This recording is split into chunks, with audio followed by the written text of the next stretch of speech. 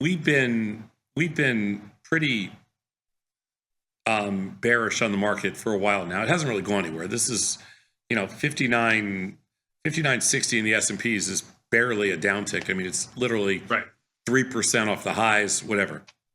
But so this doesn't come as any surprise to me or Tony or any of us that were expecting this kind of a pullback for a long time. But you've been very bullish. What does a Chris Vecchio think here? Does this scare you? Does this make you? It's starting to. The golden goose of the market has been growth between 2% and 3% and unemployment rate. That's right around 4 and CPI. Don't give me your reasons. Apart. Yeah, but don't give me your reasons. Reason. I know, but I don't care about your macro reasons. I'm just asking you, Chris Vecchio. Don't tell me what like all the reasons are. Just tell me, does somebody like you start to get scared here? Do you flip the cards over? Yes.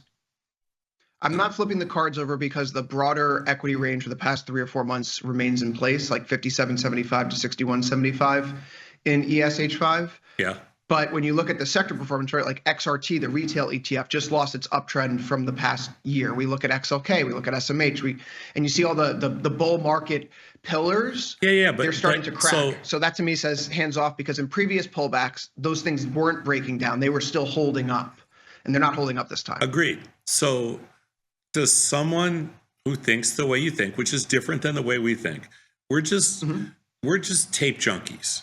Tape monkeys, whatever you want to call us. We're tape monkeys. I'd rather call ourselves tape junkies, but you can call us tape monkeys, whatever it is. And things go up, we sell them. Things go down, we buy them. You have a different perspective on markets. When you look at this market here and you get a little nervous, is there a point where you say, I'm going to sell them? Like, we're more inclined to buy them if they go down a little bit more. Are you more inclined to sell them if they go down a little more? I'm just curious what you're thinking.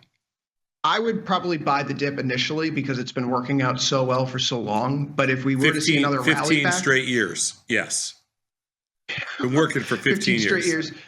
But also since the lows in 2022, there's been a pretty methodical rhyme and reason to this. So where do you buy them? Where do you buy them here?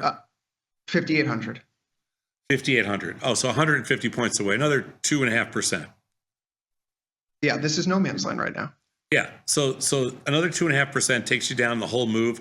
5,800 it takes you down to like a little round of 5% move on the whole thing, right? That'd be 5% or so, yeah. And if 350 points, little 5.5%, that'll be right around, right? Top to bottom, yeah. Yep. That's where. It's a crummy setup right now, no matter how you cut it, though, right? Like for someone who is momentum based, there's always going to be that chain in the trade. I got it. I understand. So this is just ugly right now for people. It's been tough. Do you look at? Are there certain stocks that are interesting to you here? Because there's certain stocks that are getting interesting to me here.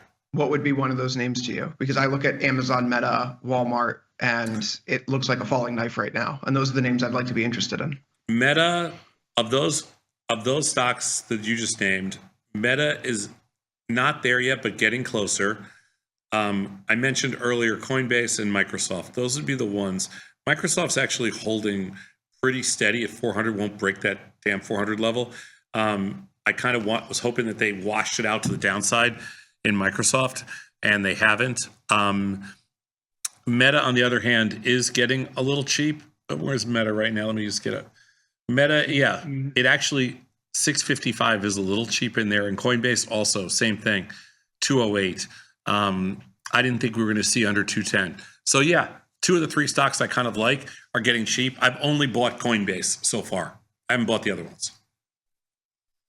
I have such a hard time wrapping myself around any position in like a Coinbase or a MicroStrategy or a Riot, only because it feels like if I want to play crypto, I'll play it directly. And every time there's a down move in the crypto space, those names are getting knocked a peg lower, and they're not really rallying back up to where they used to be. So no, I'd rather sell rallies in coin, right? I'd rather buy the dips in the crypto and sell the rallies in the companies in the crypto space. You can't do it. It doesn't work. That's the problem. You can't do that. The only thing you can do in the crypto space is trade the.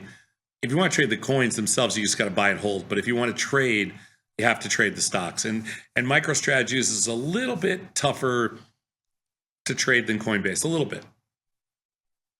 Well, they have their newfangled financial metrics, Tom, the Bitcoin yield. So now that we're counting, castles in the sky, I remember reading what Robert Shiller's book years ago. When you see these companies pulling out new metrics that have just been, out of whole cloth. What was that book? That What was that book? I can't remember. Robert Shiller's book.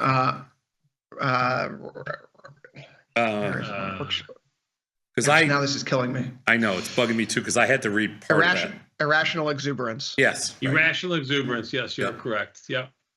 Yeah. And MicroStrategy has the hallmarks of all those castles in the sky and clicks per eyeball type of metrics that they're rolling out right now. So if crypto winter's coming, I mean, MicroStrategy is going to be the most interesting thing to watch on the way down. MicroStrategy is the most dangerous stock because it trades at I think Coinbase trades at a discount, and I think MicroStrategy trades at a huge premium. So, I mean, if there was a trade if you want to get long, if you really wanted to get long Bitcoin, I like Coinbase because I think it trades cheap relative, and I think MicroStrategy trades really expensive relative. And I also think MicroStrategy has something that Coinbase doesn't have, which is a true single point of failure. Coinbase is an exchange. They make money when people trade. MicroStrategy is a passive long. They make money when they scam people out of money to buy more Bitcoin. And I don't like their model at all. And I think they have a true single point of failure risk, and they could take down the whole crypto market. They are capable of, what stock was it? Well, United Airlines caused the 87 crash, right? Well, allegedly. Let's not. I mean, that's always been. It coincided with it. I mean, I can't give that to United Airlines. Okay. Well, we'll find there are certain stocks that have had huge impacts on the overall market, and I can see MicroStrategies having that kind of an impact, even though it's a relatively tiny stock compared to these trillion-dollar companies. I can see MicroStrategies shaking up the markets, just like United Airlines did in 1987 when it shook up the markets. MicroStrategies scares me. MicroStrategies is a stock that I don't think you want to have a lot of downside in there, a lot of downside exposure. Well, bonds look nice right now, regardless of what Elon Musk says. ZB delta, long deltas, and ZN long deltas have worked out nicely, and gold too. Gold's off a little bit today, but gold continues to trudge higher. So staying long both bonds. Gold's a little soft today, and also crude oil. The first time that I've seen this under $70, I think crude oil is under 70 today. But I think if you want to be most concerned about anything today, should be concerned about the fact that they can't rally. Yeah, you're right. Yeah, and volatility has gone from, /VX to under 17 to almost 19 right now. Yeah. Well, Tony, to your credit, you point out about reading the tape. We were talking about how the shape of volatility during the day kind of gives you a clue about whether or not the market could have a rebound. That's correct. I was looking up, for the past week and a half. Maybe with the OPEX week, we get a pullback to like the 1 month moving average in the NASDAQ, and we see what goes on down there. But the vol never came back in. So I didn't get a long entry in, and thank goodness, because that's 500 points ago, 600 points ago. Yeah. So you have, even if you're operating from a macro technical standpoint, like you have to watch how the underlying volatility shapes up when you reach these key levels. And if it flattens out and gets sucked back in, then you may find a low. But if vol keeps trudging higher and stays sticky to the upside, sit back and wait. No hurt. No one gets hurt being patient.